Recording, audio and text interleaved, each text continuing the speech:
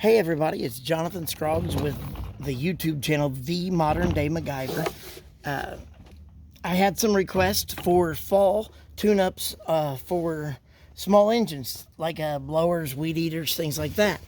My normal go-to, I tell people every time, if it's starting to run rough, I always start by saying dump the fuel tank, clean that out, spray. To clean the filters inside the fuel tank, there's a fuel filter in there like a little stone. Looks like an air stone like you'd see in a fish aquarium. But I always say use Berryman's B12 spray carburetor cleaner. But here's the thing, you can't let that stuff set too long on anything rubber, plastic, well, like the rubber lines or gaskets. But the actual stone, you can clean it with it and then rinse the tank out with a little bit of gasoline or something. But then fuel treatments for over-the-counter, the best of the best is BG, and I'm a dealer for BG products.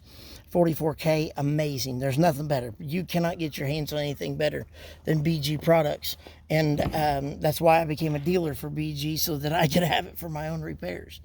But your typical tune-ups, I always tell people, go get the actual spark plug that motor calls for. If your fuel line, fuel bubbles are fine and it's still bogging down, that's the case on this blower that came in today. Friend of mine had this blower. They did all new fuel lines, fuel bubble, spark plug, and brand new fuel, ran the treatments through, and said they're still having to run it full choke and it barely runs. So that's what we're doing today. On Stihl, weed eaters, blowers, things like that, they have a 15 millimeter muffler, what I would call a little tiny tailpipe. This little bit right here above the vice grips is all that sticks out. Looks like a tailpipe. But on the inside, that is a screen, even though you can't see through it. That is a mesh screen that gets clogged up.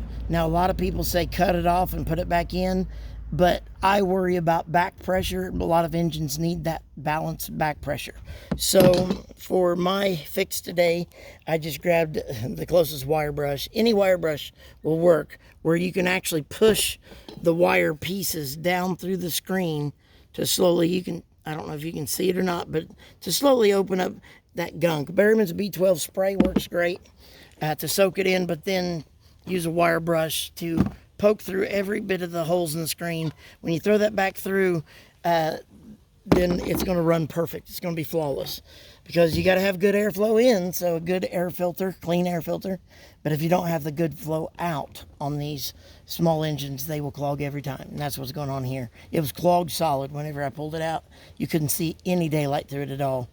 And once I get this thing clean and put it back together, it's going to run like a champ. So if y'all ever have any other repairs or things you'd like to know about, let me know.